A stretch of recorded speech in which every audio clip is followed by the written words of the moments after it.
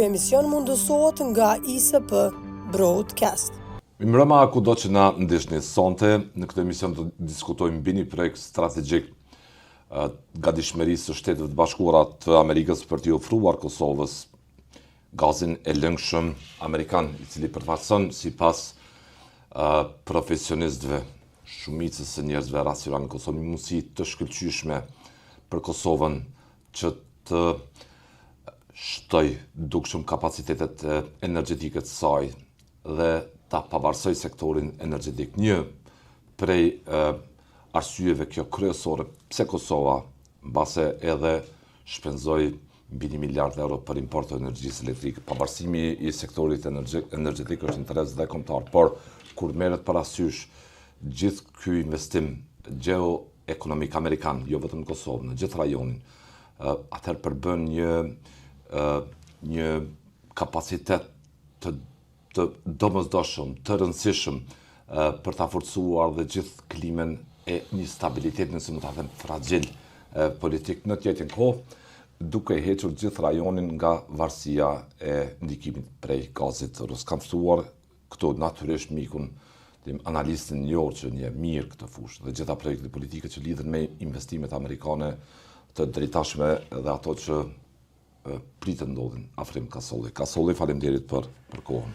Merci, reti jemi së bashku për këtë temë. Në kohë që e vjesh e ngarkuara me punë, anu prati pati një editorial, një opet të qartë, kur u tha liderëve që kjo është një mundësi që rrezikoni ta humni në mënyrë jeni me ne ose me zgjidhjen tjetër. Dhe aktualisht qeveria e Kosovës është shprehur në favor të gasifikimit të lëngshëm nëpërmjet thëngjillit, burimeve që ka Kosova. Si e shihni këtë projekt fillimisht Kasolli të Shteteve të Bashkuara, jo vetëm në Kosovë, por në gjithë rajonin, qeveritë të cilat vende janë në një proces aranzhimi me SHBA-t aktualisht. Vetëm Kosova jo. Po, para se të filloj emisionin, dëshiroj të vë në spikon vetëm një paradoks. E besoj që ajo do të kujtohet për gjeneratët e ardhshme, do mbohet mend se ka ndodhur edhe kësi lloj abnormalitete në vendin tonë, kur dje ushtrusja e detyrës së presidentes u pyet për projektin amerikan, ftesën e Shteteve të Bashkuara të Amerikës që Kosova të mos e refuzoj, do thotë ofertën amerikane që të bëhet pjesë e rjetëzimit të gazifikimit të rajonit, tha nuk kam dëgjuar gjë, nuk di për çka është fjala. Besoj që ky fakt shpjegon shumë çka mbi gjendjen tonë politike, dhe unë prapë them, kjo do mbohet mend çfarë absurditete ka ndodhur në këtë kohë në vendin tonë, kur personi i cili është përfaqësues zyrtar i politikës së jashtme të shtetit të Kosovës nuk ka haber në kolumne të botuara publikisht në krejt mediat vendore. Kjo tregon se si UD e presidentit ose nuk informohet, nuk ka as staf që informon, që ka një kërkesë prej partnerit tonë kryesor, ose refuzon, ose pretendon ta luajë.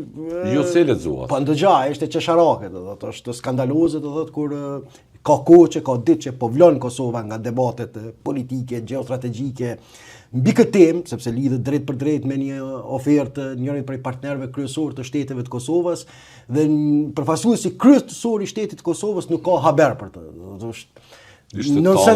Ishte tallje pak, ishte nonsens logjik, shpërfillje, ose përpjekje ose frikë për të pozicionuar, për t'ia lënë në dorë kretë këtë barë përfaqësuesve të qeverisë Kurtit, e Rizvanollit e tjerëve, frika e saj mbase frika e saj që pozicionuhet qartë për këtë temë. Kështu e parë, sepse nuk besoj që nuk është e informuar, nuk besoj që s'ka pasur rastin ta lexoj, por duke luajtur paditurin këtë citat. Kështu më tepër ndëgjoj, të thuhet sa se ndëgjoj. Masovikisht lajme. Ne kemi prej ditës që është publikuar kjo kolumnë, thuaj se kjo ka qenë krye tema e diskutimeve politike dhe publike në vendin tonë. Janë organizuar në studio emisione tëra, debate tëra, argumente pro dhe kundër këtij investimi, ka pasur ata të tillë që kanë dilema, por thuhet që je pa informuar, nuk i haber.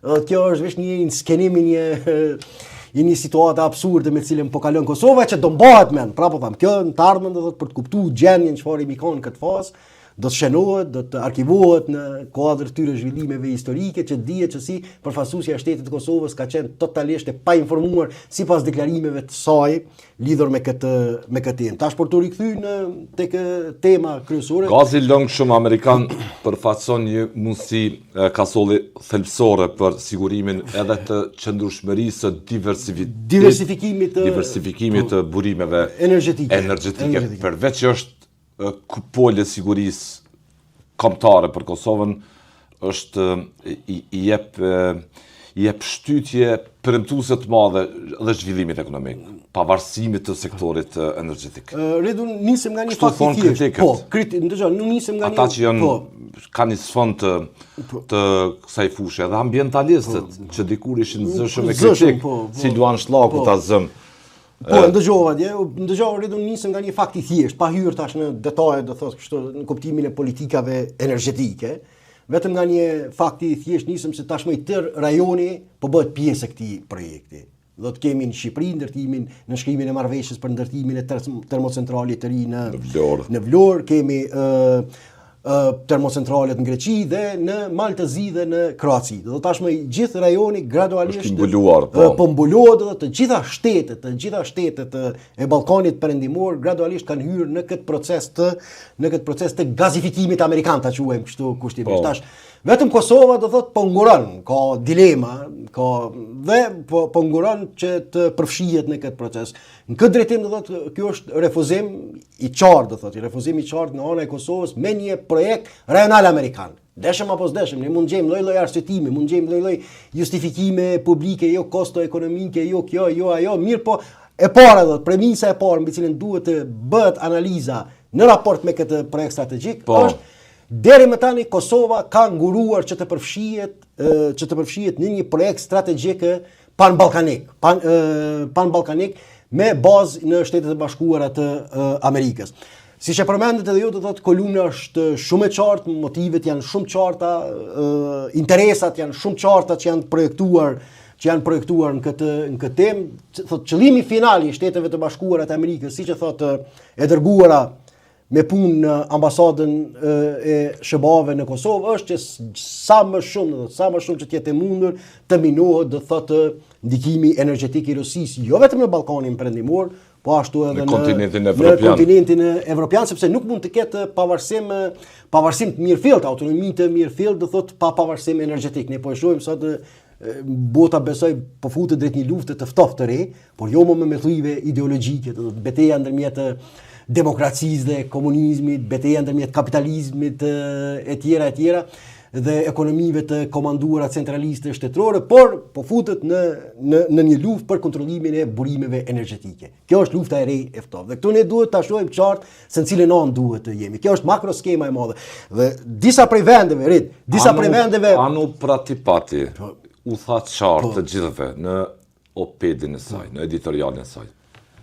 Shinët çfarë po ndodh? Kjo interesi i së ardhmes përcaktoni, koha po ikën. Disa prej vendeve kryesore, dy prej vendeve kryesore që kanë zënë vëmendjen e mediave ndërkombëtare, do të për shkak të tensioneve dhe konflikteve që kanë lindur, e kemi Venezuelën dhe Iranin. Mendojmë që janë të rastishme këto? Jo. Pse nuk bëhet problem po e zëm Republika Jugafrikane? Pse nuk bëhet problem një shtet tjetër? Edhe Korea është vend armiqësor i Shteteve të Bashkuara të Amerikës. Madje ka edhe armë bërthamore.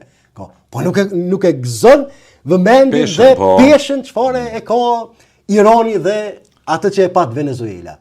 Sepse? Po për shkak se janë dy vende po ashtu me burime të jashtëzakonshme energjetike. Dhe kjo kallëzon të thotë që pikërisht lufta e ardhme për çështjet energjetike është shqetësimi kryesor i Shteteve të Bashkuara të Amerikës. Mbas këtij dekadave të ardhshme. Këtij dekadave të ardhshme dhe interesi primar i SBA-ve është integrimi i këtyre dy vendeve.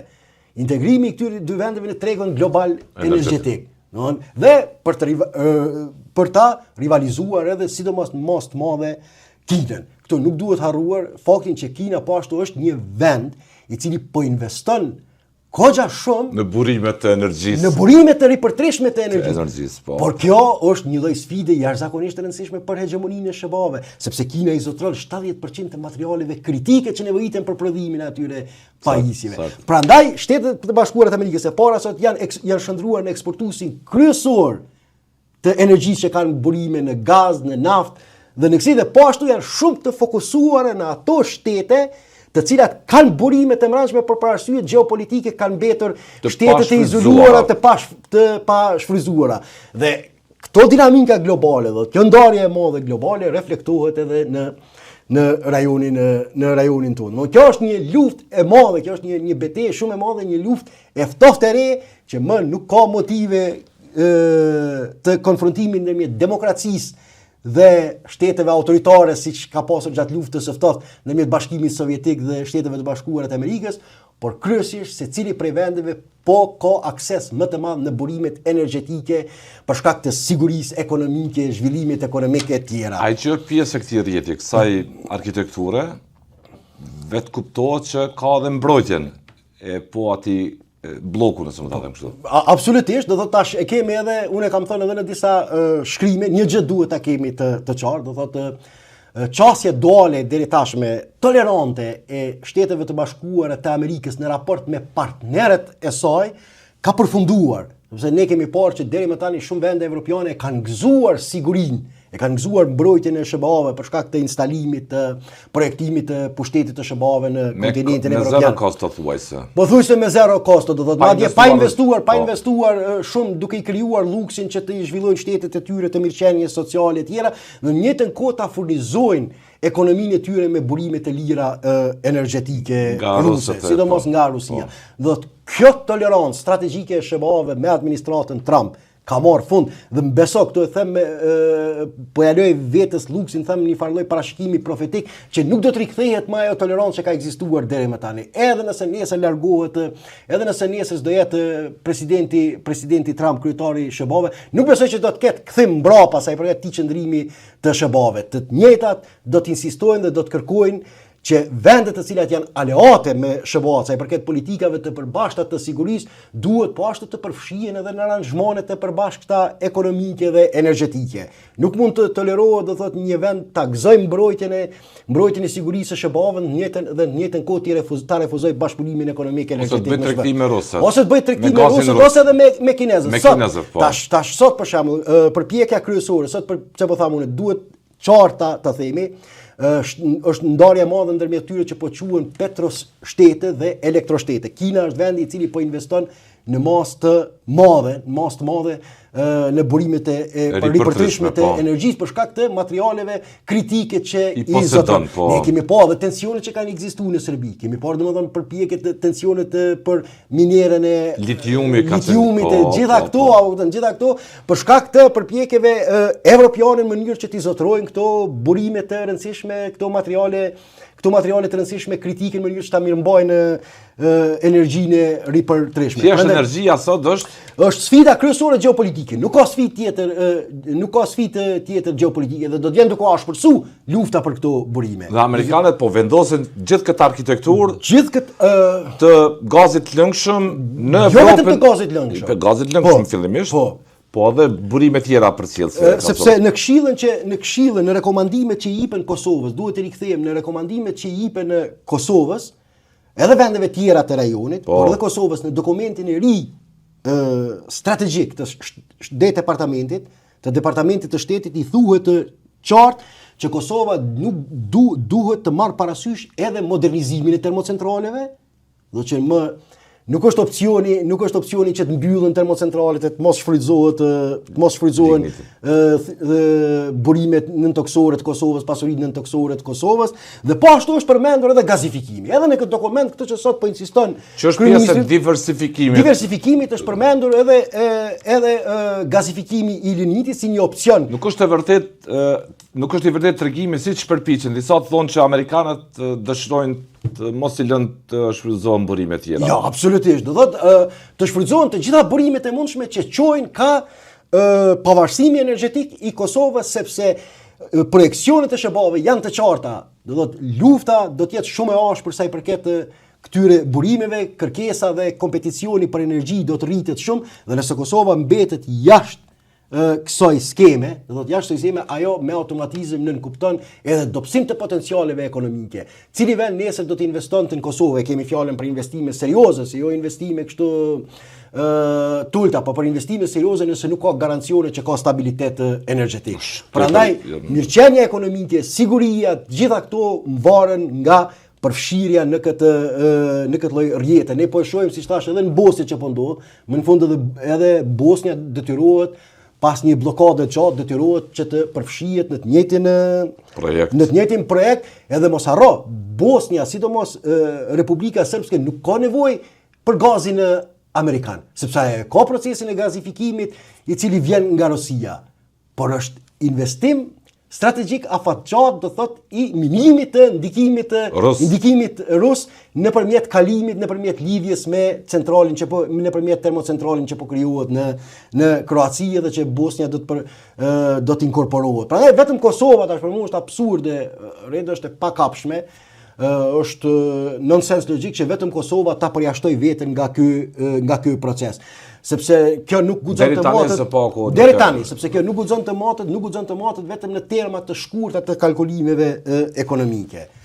Ky investim nuk ka të bëjë brenda një vite apo se 2 vite se sa janë kalkulime tregtare ekonomike, fitime dhe humbjet. A më lejo, më duhet ta citoj në funksion kësaj për ta përfaqësuar dhe një mendim që ka, s'po them krejt mazhoranca, po njëri prej tyre së paku që pritet të marr bulcën e deputetit është Arthan Abrashi, para disa dite ka thënë, kur ekspertët thonë se Kosova nuk ka gypat gazit dhe se ndërtimi tyre kushton 100 milion, idhnakët e opozitës kërcënojnë se po e refuzojmë Amerikën dhe se do të varemi nga Rusia.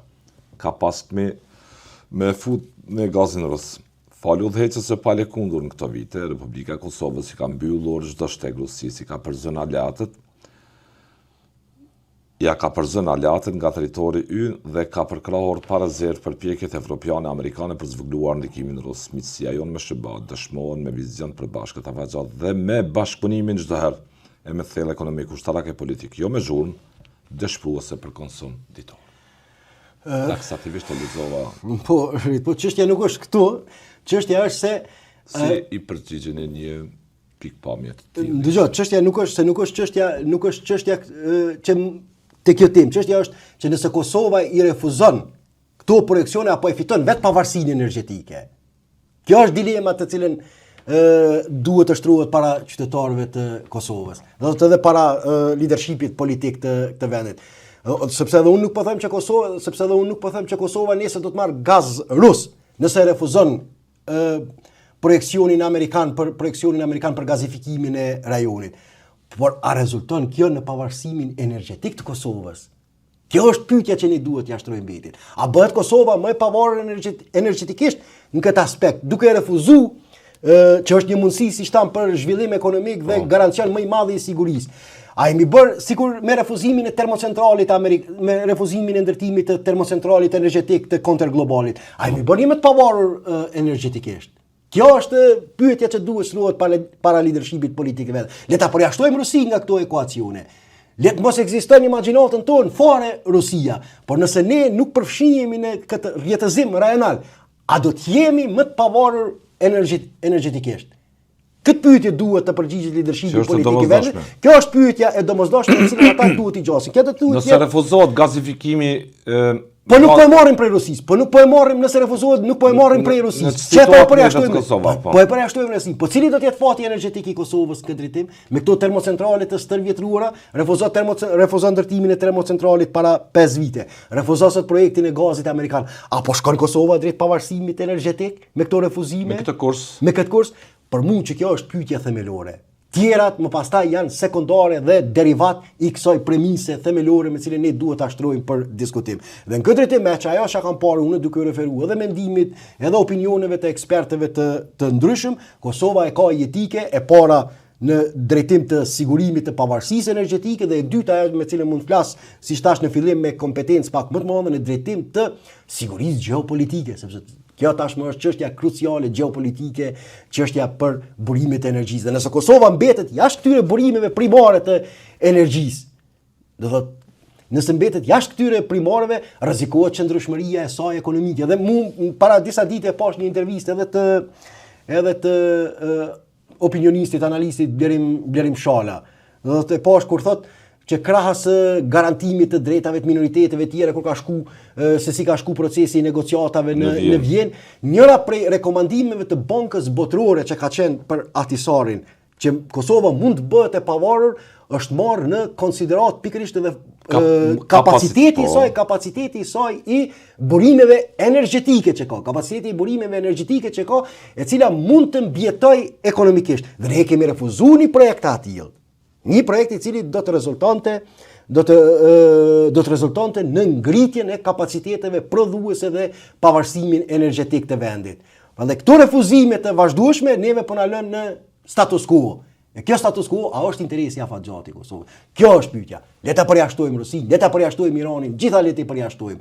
Do thotë prej këtyre ekuacioneve, veprimet tona politike kanë rezultuar sot me çmime më të larta të energjisë, do të jemi në një situatë me vështirësi shumë të mëdha edhe për të siguruar ato, dhe ato që e kam thënë disa herë, një pyetje që ka mbetur pa përgjigje sa i përket kauzës ambientaliste, me një Kosovë e cila nuk është as pak më pastër sot në aspektin ambiental se sa sikur të ishte ndërtuar. Përkundrazi është më ndotër, është në një situatë shumë më të rëndë, termocentralet ekzistuese janë në gjendje të rëndë edhe sa i përket ndotjes ambientit. Po e shoh ministrin e ekonomisë në detyrë aktualisht zonin Rizvanolli, as tash, as këtyre ditëve, as gjatë fushatës ka zero përgjigje për pavarësimin e sektorit energjetik. Si mund lëviz Kosova për ta pavarësuar këtë sektor energjetik? Ka një qëndrim të kësaj qeverie në detyrë që thonë se ne jemi për gasifikimin e lëngshëm nëpërmjet Thëngjillit, por nuk përmendin gazin e lëngshëm amerikan. Ndëgjoj, kjo është tash besoj për këtë temë duhet flasin më tepër ekspertët e energjisë, të cilët e njohin se si kryhet ky proces. Si tingëllon Kosova me këtë duhet flasin se si mund të realizohet. Mirë, po unë jam skeptik që ky në staza afatshkurtë mund të realizohet. Do të procesi unë nuk e përjashtoj si opcion, sepse ndodhet i brenda shkruar, siç thash, në dokumentin strategjik të Shteteve të Bashkuara të Amerikës në thirrjen që i bën Kosovës që krahas modernizimit të termocentraleve ta shqyrtojë edhe opsionin e gazifikimit të Thëngjillit. Edhe kjo është kërkesë amerikane. Por për sa kohë mund bëhet kjo? Çfarë investime duhen? Sa do të shpenzoj Kosova dhe sa kohë ne do të jemi në këtë situatë pezull sa i përket burimeve energjetike. Nuk ka fizibilitet, nuk ka asgjë, do të jemi në situatë pa qartë në këtë drejtim. Dhe është detyra nuk e ndal askush Kosovën ta gazifikojë. Absolutisht, do të ja vlen të investohet dhe gradualisht të shqyrtohet edhe ky opsion, me që kemi 15 miliard tonelata, gati thujse mbi sipërfaqe tokës me lehtësisht eksplorueshme të vëna në funksion. Dhe atëherë është një opsion do i qëndrueshëm që mund të inkorporohet nesër në kuadër të çështja është kur të ndodh. Kur do të bëhet kjo? Kur do të bëhet? Kur do të nis? Kur do të kërkon vite kazolli. Janë tema që kërkojnë përgjigje, përgjigje. Kjo është një vendim strategjik për ky projekt. 20, 30, 50 vite të ardhshme. Ky projekt i rëndësishëm nuk e përjashton ndërtimin e infrastrukturës për të inkorporuar me vendet rajonale sa i përket gasifikimit të lëngshëm që sot po e rekomandojnë Shtetet e Bashkuara të Amerikës, sepse nëse nuk veprohet shpejt, ky ka qenë shqetësimi i ambasadës, nëse nuk veprohet shpejt, Kosova rrezikon të mbetet e përjashtuar nga gjitha vendet e rajonit. Dhe kjo pyetje është, do thotë, a ka Kosova luksin të izolohet? Tash, para se diskutojmë në aspektin praktik energjetik, a ka Kosova luksin të izolohet nga projektet amerikane energjetike? Kjo është pyetja që duhet të kemi një përgjigje. A është e lehtë përgjigja për ju? Për mendimin tim, për opinionin tim, deri më tani, ajo që ka ardhur nga qeveria e Kosovës, nga kryeministri Kurti, ai e ka refuzuar këtë projekt. Por duke tentuar, do thotë, ta maskoj jo nëpërmjet gazifikimit të Thëngjillit e tjera, mirë po refuzimi është i qartë, por i maskuar në emrin e disa projekteve tjera alternative.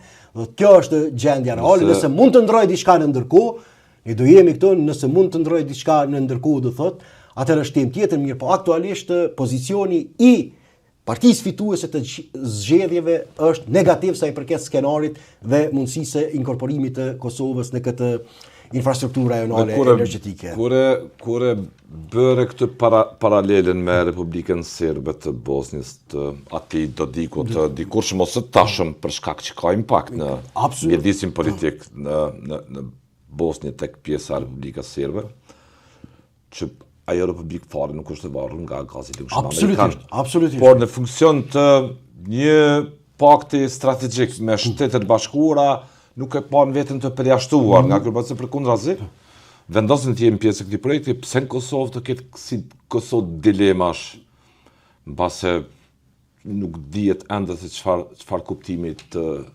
japin. Rridun mund të flas kështu në mënyrë telegrafike për ato çka ka ndodhur. Qëndrimet e drejtanishme publike duket një animozitet i llojit vet. Nuk ka diskutim. Nuk ka ndodhur ky kurs në raport me amerikanët në asnjë momentum politik që prej viteve 90 këtej. Nuk ka ndodhur mirë, po ka ardhur duke u agravuar kohën e fundit.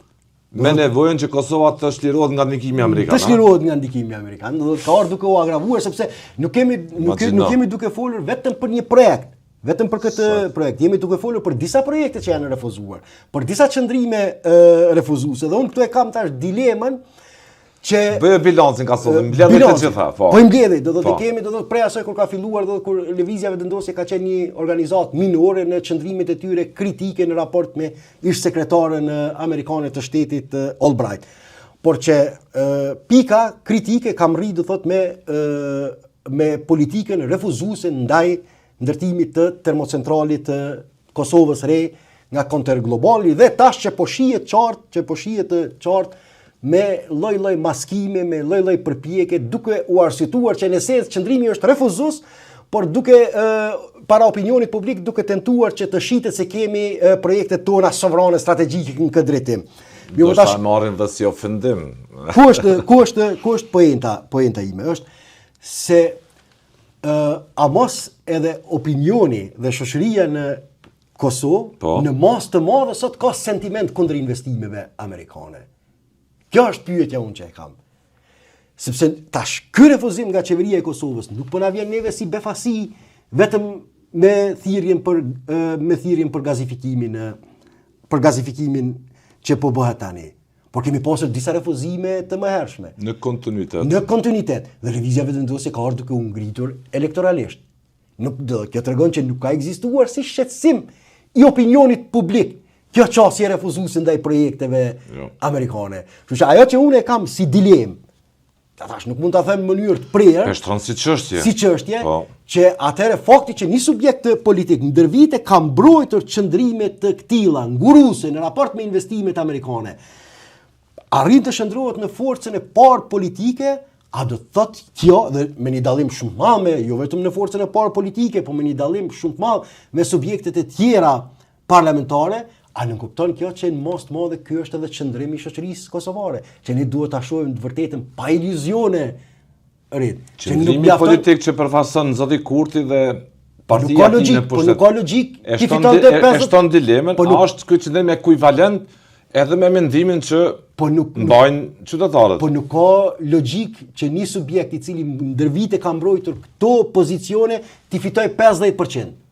të trupit elektoral me 47%, 50%, aty jemi dikon, përqindja është 1 deri në 2% ndër vite që po varion, por jo përmbysje e madhe radikale. Atëherë, a mos ne duhet ta shohim të vërtetën në syrin, mos jetojmë në iluzione se jemi si populli më pro-amerikan, kur të njëjtën kohë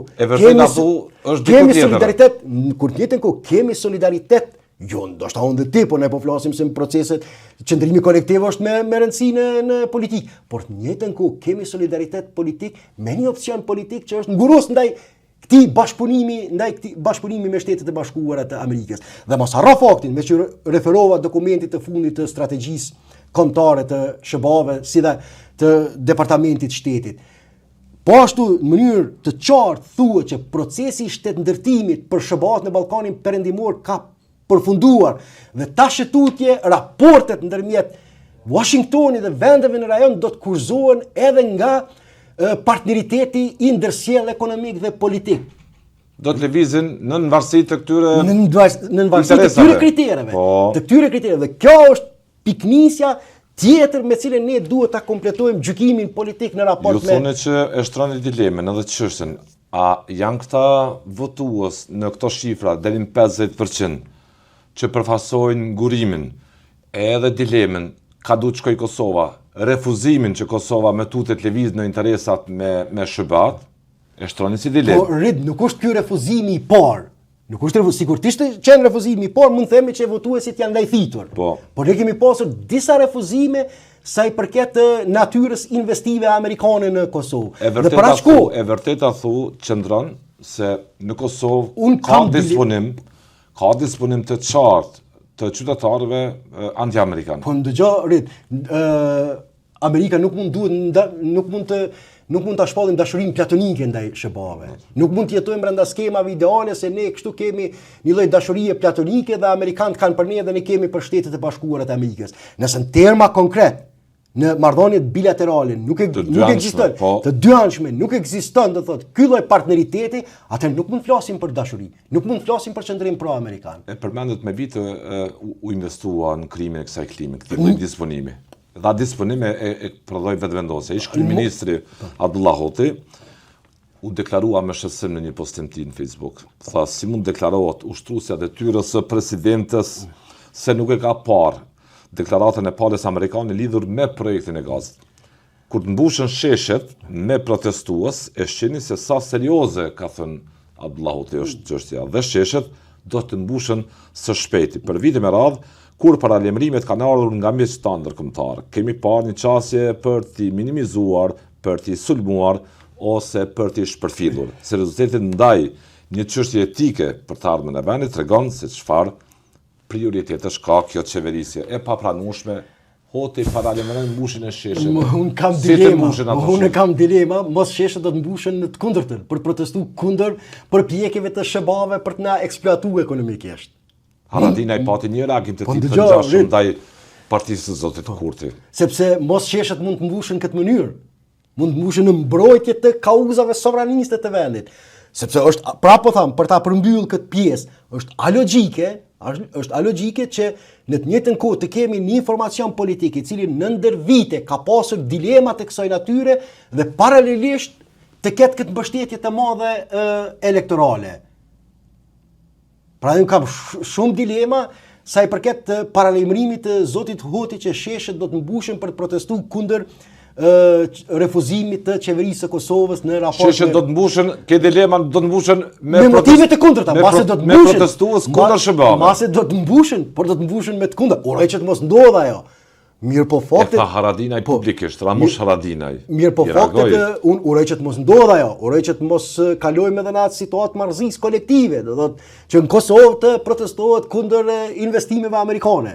Mos shkojmë deri në atë ekstrem.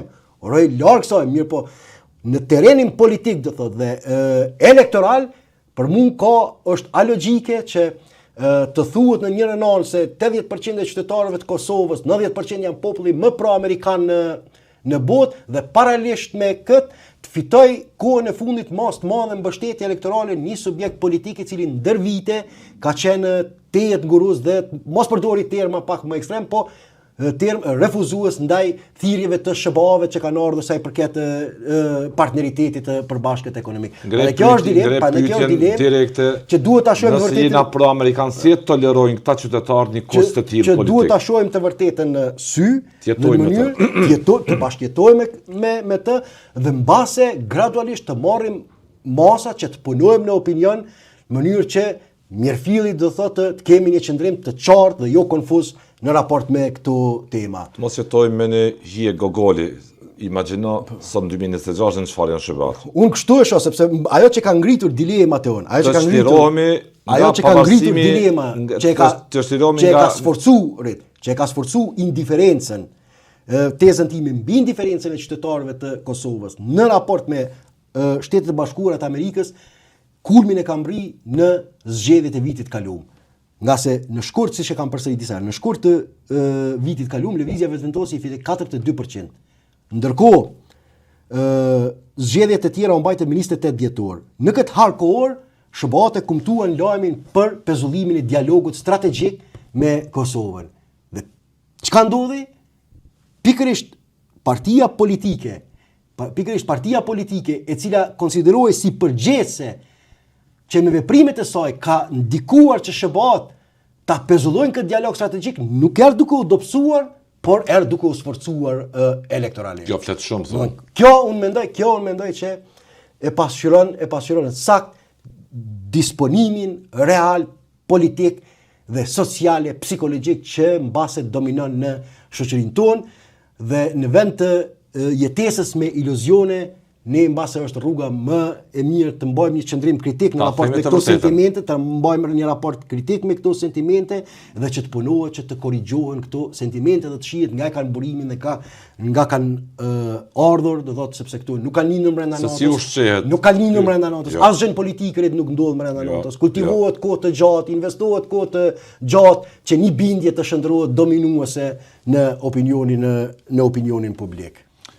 Këto ditë dhe odat ekonomike që ka Kosova, përfshirë dhe aty Amerikanët, odën ekonomike të Kosovës dhe organizata tjera që operojnë duke përfasu bizneset dhe kanë ngritur domosdoshmërinë që Kosova të thotë po, pa hezitim, një projekti strategjik të gazit lëngshëm amerikan për të forcuar pavarësimin e sektorit energjetik, që të mos varemi nga tregtarët e rrymës në import.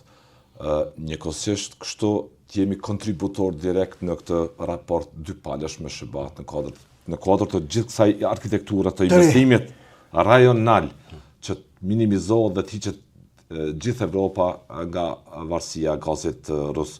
Dhe në Kosovë shohim një habitat të tillë, dilema, interpretime, justifikime, me gypa, me lloj shpjegime tjera që përfasojnë për ju çka. Po ç't klim politike që unë po them. Këtë lloj klime politike e cila është krijuar ndër vite dhe mbase kjo duhet të na shërbejë si një moment për reflektim më të thellë për ta pa veten ku jemi në raport me këto projekte. Kjo është një moment ideal në anën tjetër për të filluar për të reflektuar dhe për të punuar, për ta pa realitetin sy dhe për të çliruar nga iluzionet e një raporti idealik me SHBA-t, por që në praktik nuk po tregohet i tillë. Ajo që e përmenda në fillim, tashmë bota ka hyrë në një rivalitet të jashtëzakonshëm gjeostrategjik sa i përket burimeve energjetike. Shtetet e Bashkuara të Amerikës i kanë dekadat e ardhshme do ta karakterizojnë. Shtetet e Bashkuara të Amerikës i kanë 2 misione kryesore në mënyrë që të mos e lejojnë Kinën që të shndrohet mos e lejojnë Kinën që të shndrohet në faktorin kryesor gjeopolitik energjetik për shkak të faktit siç thash sepse i zotron 70% të materialeve kritike kushdo që dëshiron të kalojë në ekonominë e ripërtreshme, por në njëjtën kohë vendet të cilat kanë resurse të jashtëzakonshme energjetike të përfshihen tregun global në mënyrë që të dobësohet forca kompetitive e Rusisë, sepse ne kemi parë Rusia gjitha ambicit e saj gjeopolitike, gjitha projeksionet e saj gjeopolitike i ushqen në saj të këtyre burimeve energjetike. Çdo marrëveshje eventuale e Iranit me SHBA-t e cënon drejt për drejt sigurinë e cënon interesat e afatgjate të gjeoekonomike të Rusisë dhe të Kinës. Dhe prandaj ato kanë interes maksimal që të mos ndodhë kjo, që të bëjnë përpjekje të jashtëzakonshme që të pengojnë projekcione të këtilla, sepse integrimi i atyre resurseve të jashtëzakonshme që posedon energjetike Irani është cënimi drejt për drejt për Rusinë. Nga se rritet kompeticioni bind çmimet dhe në këtë mënyrë kush dobësohet ekonomikisht, dobësohet arma kryesore ekonomike që e ka Rusia në dorë. Gazi dhe nafta, dy prej burimeve kryesore. Nga se këto do të ndikojnë në uljen e çmimeve të burimeve të energjisë dhe në këtë mënyrë do të cenohen dy prej premisave kryesore që afatgjata, po flasim staze. Pra po tham unë, ka shumë shtete nëse e analizon retorikën e liderëve të liderit të Koreas së Veriut, është shumë më kërcënuese ndaj Shteteve të Bashkuara se ajatollave në Iran. Shumë është më kërcënuese, shumë është më satanizuese, por ne po e shohim problemi kryesor në këtë administratë, dhe që do të jenë u dëshmuar që janë këto dy vende. Venezuela dhe Irani. Insistimi kryesor SBA po mbyll korridorët e interesave strategjike ekonomike të Kinës dhe Rusisë. Unë nuk e di si do të shkojnë dinamikat unë vesh po flas mbi trendet, unë nuk e di se nuk jam profet parashikoj se si do të shkojnë deri në fund këto procese. Interesimi kryesor, do thotë, është që pikërisht këto vende me këto kapacitete të jashtëzakonshme të integrohen në kuadër të interesave gjeostrategjike amerikane, në mënyrë që në resurset të cilat i posedojnë të shërbejnë kësaj agjende që në staza afaqate tenton ta minoj hegemoninë energjetike të Kinës dhe të Rusisë. Ka solli në memorien e raportimit tim si gazetar. Detajshëm e kam të evidentum kursin që ka ndjek lëvizja vetëvendosje, që prej se ka dalë me platformë politike e deri më sot. Dhe janë të evidentuara në kalendarin e agjendës saj, këtë aktivitet publike, duke filluar nga kërcënimi publik me protesta ndaj Madeleine Albright, nëse ajo privatizon Telekomin e Kosovës, dhe në tjera zhvillime që vetëvendosjen e kryer me Kurti nuk ka pas fare dilema se ç'kurs duhet të përfaqësoj ai, duke ndërtuar trasën shtegun për rrezikun e kolonializimit amerikan me një mënyrë ekonomike, e tjera, lloj tregime kështu të habitshme mbase në terren, por e vërteta është sot e vitit 2026 që Kurti në qeveri refuzon gazin e lëngshëm amerikan, këtë projekt strategjik që është kontinuiteti gjithë atij kursi që ndoqi Kurti. A ka fuqinë, pyetje po bëj, dhe mund të jetë hipotetike, vetë Kurti që ta bëj këtë pa mbështetjen e faktorit jashtë? Këto prapasken tash redun po i referohem në një faktor jashtëm evropian. E qartë, është e qartë. Se marrmi parasysh gjithë liderët, edhe ata më autokrat të mundshëm dhe me që përfaqësojnë një brutalitet azëm edhe në rajon si Dodike këta. Dhe krahasojmë në mbështetjen e kujt mendoni që mund të operoj një politikan, një lider i Kosovës me këtë kurs?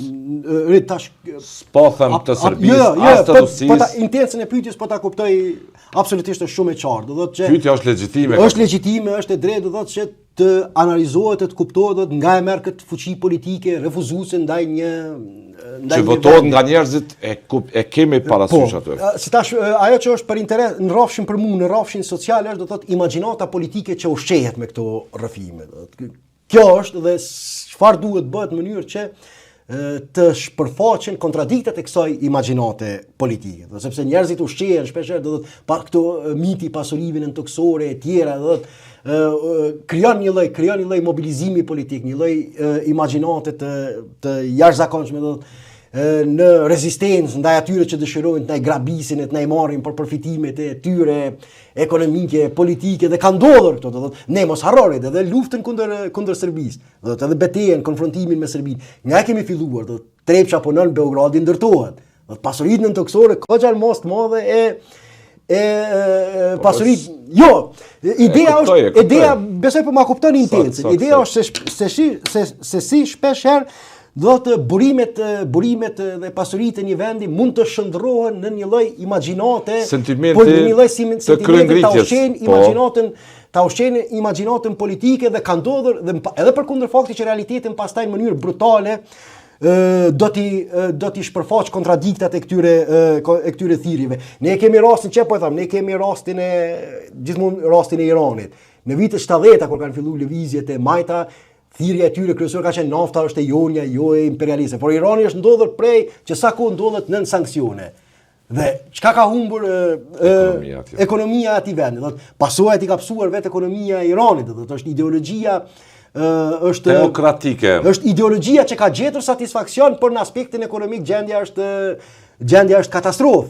Do të prandaj në këtë drejtim ndërkohë nëse i shohim vende të tjera rajonale, çfarë dinamike ekonomike kanë e tjera. Tash sfida kryesore që ka vendet rajonale në 100 vitet e fundit shqiptarët e kanë në memorie të ngulitën mirë raportin e partneritetit me rusët, me kinezët, nuk që kemë qenë gjithnjë në kursin e dur. Ideja pajtohem plotësisht. Kemi kohën e diktatorit Hoxha. Këtë shqetësimi im është e para se çfarë mobilizimi politik prodhon kjo lloj imagjinate politike. Shpeshherë mitike, shpeshherë që ushqen disa narracione që nuk ka bazë në realitet, nuk ka bazë do të ai projeksioni se si ne do thotë tash kjo është funksion çasoj. Ne kemi projektet tona vet, doja dalim me tjera e tjera. Mos futemi. Tash a kanë pra paskin. A kanë pra paskin faktor ndërkombëtar. A kanë pra paskin faktor pyetja ke këto.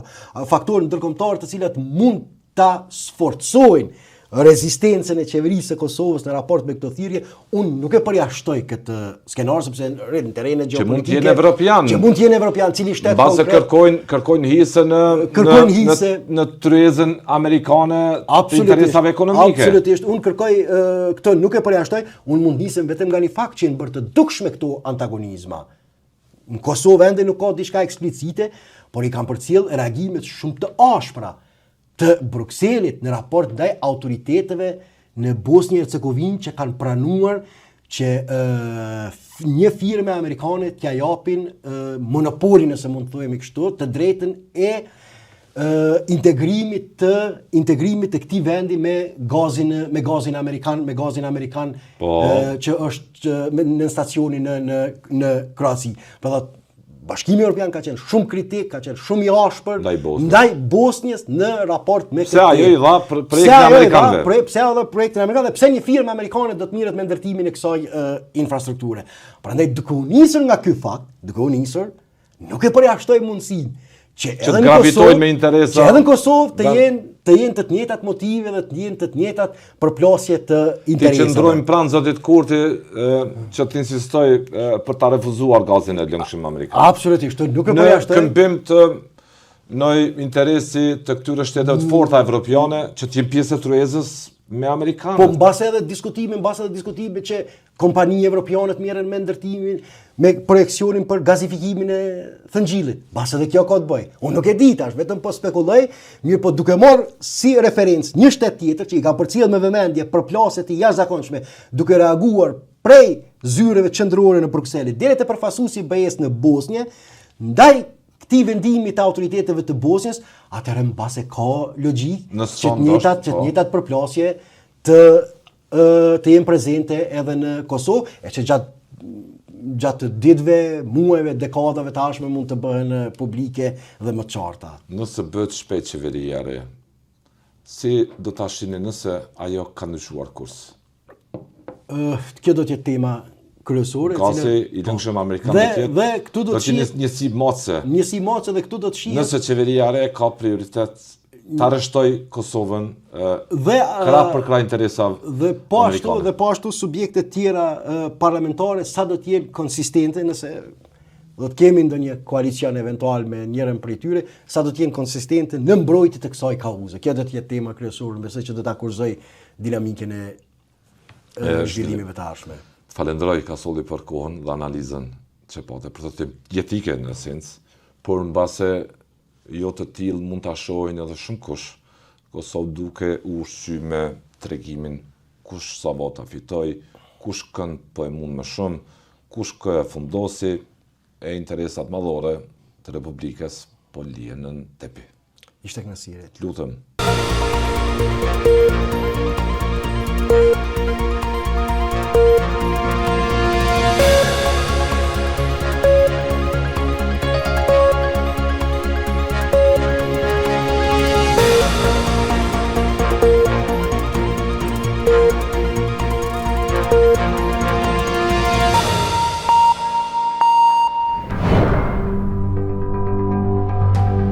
Ky emision mundësohet nga ISP Broadcast.